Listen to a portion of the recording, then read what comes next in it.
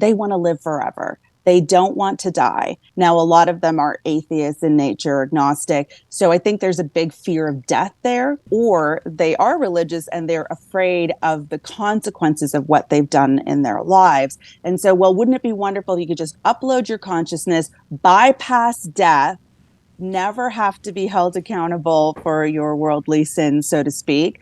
And there you go. You can live in a computer forever. Welcome to your Catholic Drive Time, keeping you informed and inspired. We love God. We ought to be able to talk about Him. Getting you started on your day with the latest in breaking news and information from the Vatican to the White House and everything in between. It's serious, it's fun, it's your Catholic Drive Time. Joining us right now is Shaista Justin, is the president of the Center for Bioethics and Culture Network. She recently directed and produced the documentary film Altered Humans: How Biotech is Changing Who We Are, available on Epic TV. You can also read her analysis of the intersection of transhumanism and popular culture in her weekly column, Transhumanist Culture Wars. Good morning to you, Ms. Justin. Good morning, Adrian. How are you this morning? Praise be to God, and it's good to be here. Good to be here, too. This is really interesting to me, the transhumanist discussion, because I've recently, over the past few months, been talking about this quite a bit, and I've been looking around, and very, very few people are recognizing that this is where the revolution is heading, and they're kind of missing the ballpark, or they're missing the goal. So let's start from the beginning. What is transhumanism? So transhumanism is a philosophy that, some of your Christian viewers may know from thinking about ancient Gnosticism. So ancient Gnosticism was this, to put it in a nutshell, this idea that there wasn't necessarily a God and Satan, but two gods, one that was sort of a more benevolent entity and one that was more of an evil entity. And the evil entity had trapped us in these human bodies, forced us to be in these human bodies. And so transhumanism essentially seeks to liberate us from these physical human bodies. And they call that idea freedom from form. So this is people know this term transhumanism as futurism. It's based on technology, and it's what we as humans can do to sort of recreate ourselves.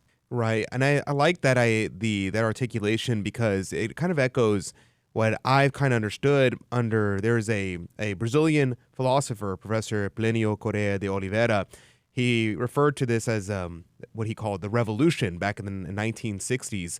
And he said the revolution is the Gnostic egalitarian revolution. And transhumanism, to me, sounds like the apogee of the revolution. The Gnostic egalitarian revolution is this dualistic idea, the hatred of the body. It is the secret knowledge of I am not who I am. It is egalitarian in that it completely makes everybody equal. It doesn't really matter if you're a man or a woman or whatever it is. It's completely revolutionary. Now, where are we seeing elements of this creeping in? So someone might say, okay, that's an interesting idea, but where is that in reality? So I think, if anybody has read Martin Rothblatt's book, which is where I found it articulated the most clearly, his book From Transgender to Transhuman. And I feel like people think the transgender issue or movement is separate from transhumanism. It's not. In fact, it's a fundamental pillar of transhumanism, as you just pointed out. And so their first step, so Martin Rothblatt argues, in order to achieve this freedom of form, well, we're going to have to start by eradicating sex. Let's start with that one. They want to eradicate race. They want to eradicate age, which is a very strange idea when you want to give a child, a 4-year-old child, the same rights as an adult who doesn't have the capacity to think as an adult. They want to eradicate the difference between human and animal. So therefore, animals should be equal to us. And human and AI. Here's an interesting one, human and alien. So I guess they assume that in the future, at some point, there'll be aliens.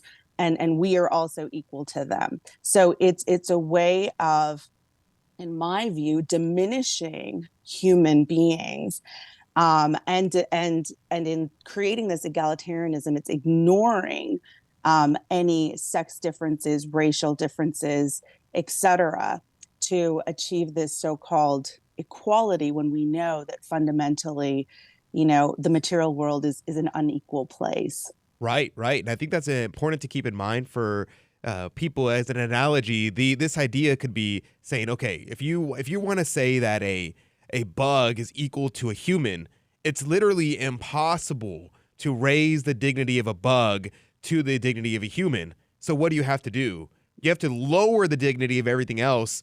And that's the only way in which you can have an egalitarian society. You have to devalue everything else so that way everything can be the same. And that is essentially where we're headed. And okay, so let's go into talking about some of the technologies that we see that are going in this direction, because this idea can be stated, but how does it actually happen? Yes, and this is one where, I think a lot of people have seen CRISPR technology emerging. And I think it's a very good example of a transhumanist technology, because what does CRISPR do? Well, CRISPR is fundamentally a gene editing technology. And so they feel that, well, if we can re-edit the human being starting at the genetic level, that they can in fact create something new. Now, what they're doing is not creating something new, but polluting what is something that is already perfect. But in their minds, they're creating something else. And this is a very frightening thing, because we're seeing this mRNA technology, for example, being used in vaccines, right? So what is mRNA? It's messenger RNA. The human DNA is made up of 2 RNA strands. So if you're sending a message to RNA, how are you changing it? And there are a lot of things that can edit your genes, but this CRISPR technology in particular is quite dangerous. And I would argue, in fact, eugenicist in its aims, which is, initially they might start off by saying, well, we can get rid of sickle cell anemia, right? Like, let's just cut this out of someone who has sickle cell anemia. But the problem is we don't know what happens when you edit someone's genome. What are the actual consequences? And this is where I believe that we are going to see quite monstrous consequences as we tamper with the building blocks of what is human.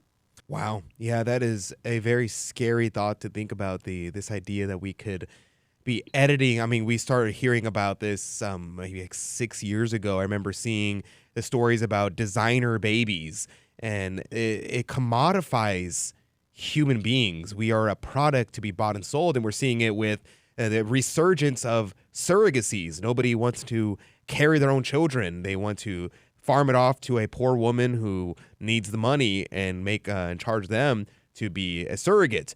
I saw an ad yesterday on Twitter they're looking for a male sperm donor who qualified under all these different categories. They are commodifying human beings. And I thought that the left, of course, they're hypocrites, but the left claims, oh, we want to raise personhood. We don't want to lower people. We don't want to treat people like slaves. And clearly this is just a falsity. Yes. I mean, I think that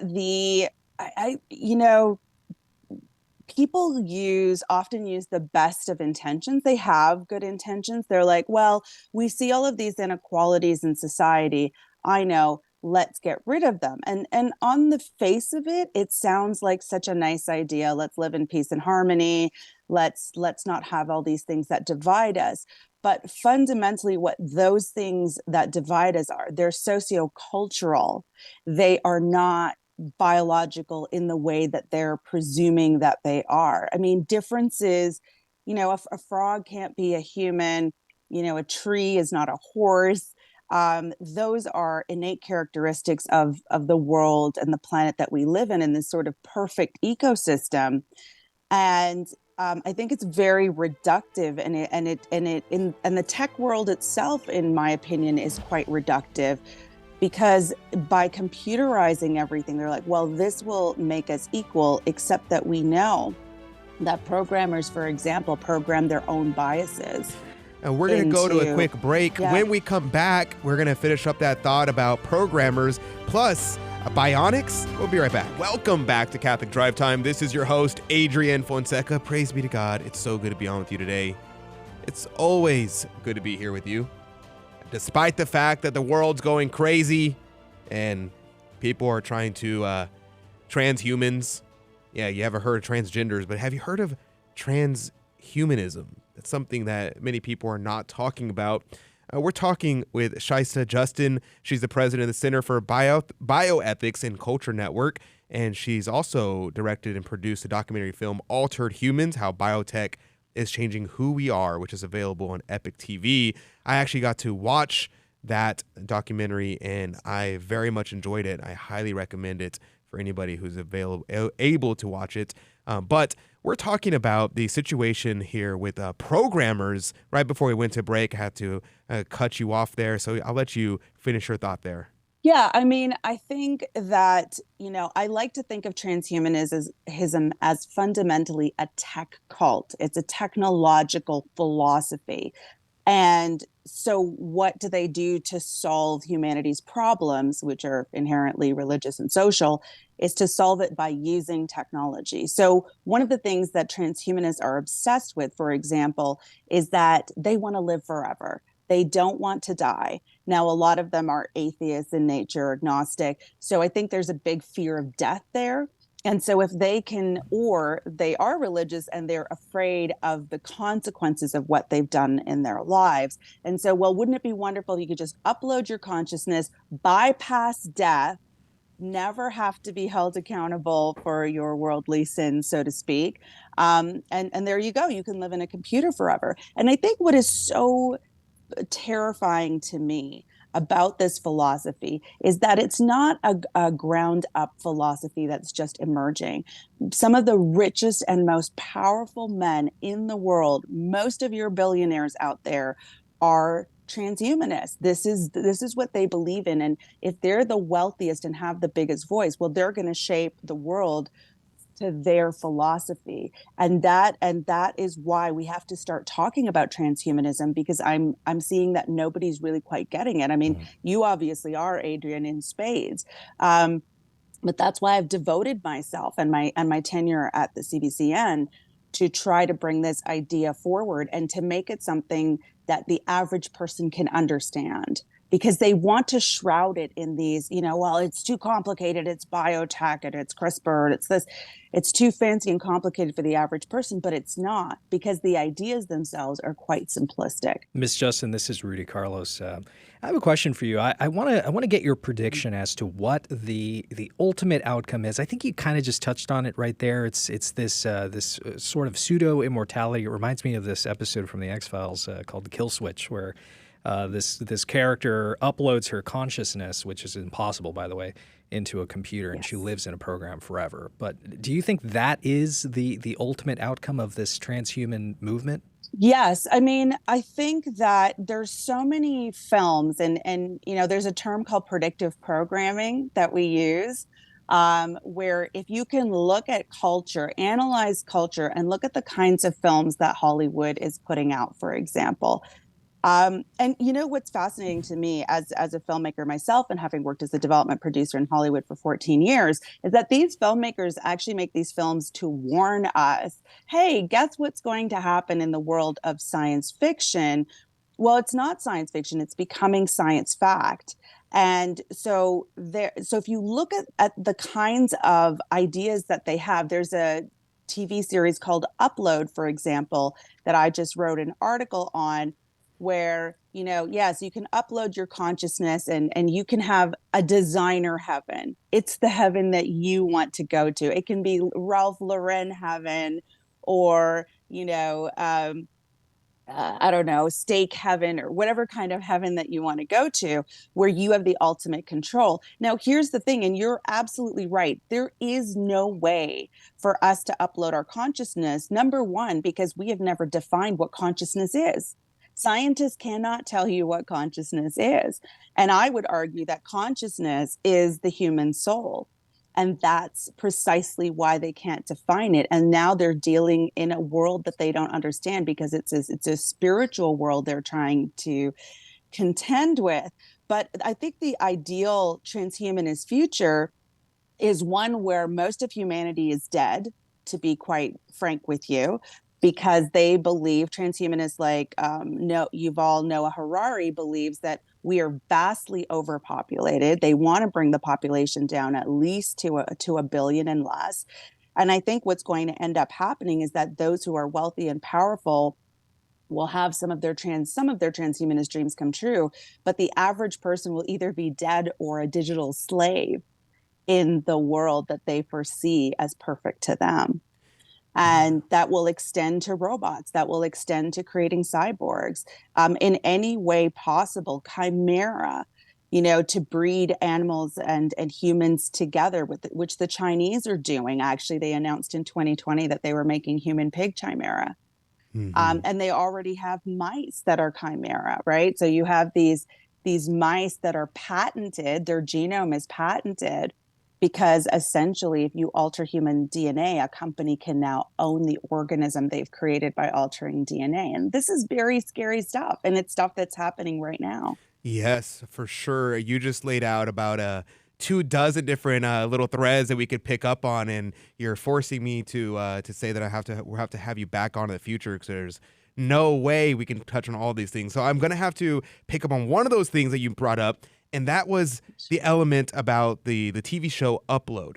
I actually have seen it because I watched that show, because I saw that and I was like, this is exactly where we're heading. This is exactly where we're heading.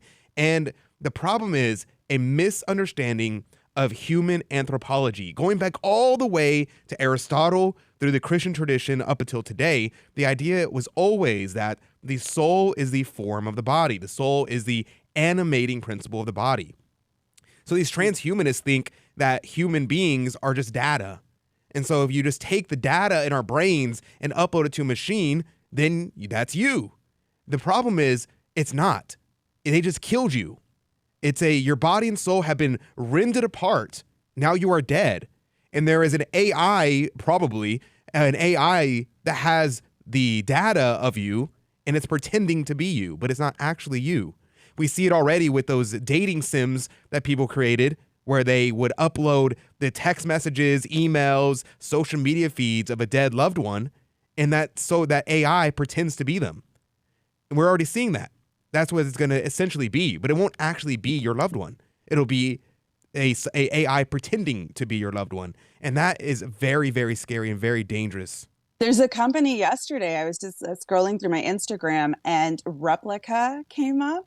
It's quite creepy. And that's exactly what you're talking about. And it's saying, well, are you lonely? Here, you can date an AI.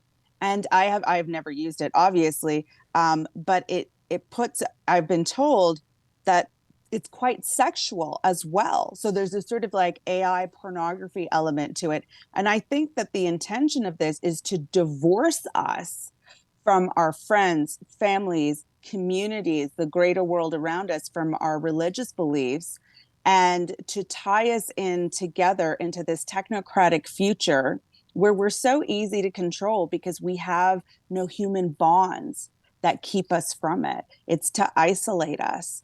And I agree with you with that show Upload. It's because they show you what they're doing. Like, that's what amazes me all the time. I'm like, they're telling you what they're doing. It's right here. It's on TV. You can look at it.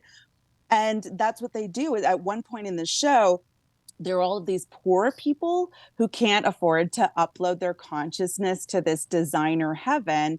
And so, one of the main characters has created Freeland, which is this, digital heaven for the poor people. And all these poor people are lining up to go to this free digital heaven that they can supposedly create. And they're literally just killing them. They just chop off their heads and supposedly upload their consciousness to discs that they're planning to throw in the river. They don't even care about it. And this is the kind of, there's another great show called Altered Carbon, which my film plays on a little bit. I don't know if you've seen that one, but they have a similar thing, and they project it into the future And what you see is that the wealthiest people keep getting wealthier and wealthier and wealthier. And so now you have this slavery that's going on for thousands of years because these same people are living forever. There's a reason that we are genetically programmed to die within, the average of 100 years. Because that sort of thing is never supposed to happen. And you see how disposable people are, because that's essentially what they want, is for human beings to be disposable. In the film Humans 2.0, the documentary, the filmmakers, it's about bringing back the mammoth back into our world, which is kind of a silly idea. Anyway, and they go to China, and these Chinese scientists say, and it's off camera, and they say, you know what, we are trying to get the DNA of every living organism on Earth, not species, individual organisms. You have to ask yourself, well, why are they doing it? Well, they're doing it so that they can create whatever they want, whenever they want. So if we're all dead, for example, if they're like, let's kill off, 8 billion people and keep 100 million. Well, guess what? They already have everybody's DNA so that they can bring back people whenever they want, or at least that's how they believe that will work. Wow. Okay. That is that is a massive thing. It sounds like they're trying to create a new heavens and new earth through scientific means. That is a major thing. And you're my new best friend, because I'm happy to see that there are people out there talking about this issue, and it is a very serious issue. We're just about out of time, so the last minute we have here with you, where can people get connected with you? Where can people learn more information, read your articles, watch your films? Yes, I'd be delighted to connect with everyone. So the best place is the cbcnetwork.org. And we put out a newsletter every week. It's free. That's where I write about the issue of transhumanism. You can follow me on Instagram. I'm also on Facebook. It's just my name, Shaista Justin. And we really invite you, though, to join our newsletter, because we have a lot of exciting things going on in 2024, including the launch of our new film, The Lost Boys, which will be about young detransitioned men and looking at the medical harms and the impacts of these technologies. Because the one thing people don't think about, they think these ideas are wonderful until you see the harms that result from them. Well, praise be to God. We'll definitely be having you back on to talk about that when that comes out, and we definitely be following your work. So praise be to God. But God bless you, God love you, and have a blessed day. God bless you, Adrian. Pleasure to meet you. Thank you. And that's going to do it for the first hour. If you can stay with us in the next hour, we're going to be talking about Our Lady Mediatrix of All Graces. Today is the feast day of Our Lady Mediatrix of All Graces. So no matter how terrible things are in the world, we know Our Lady is there and she is watching over us. So we'll talk about that coming up in just a moment. Don't go anywhere. I'll see you very soon.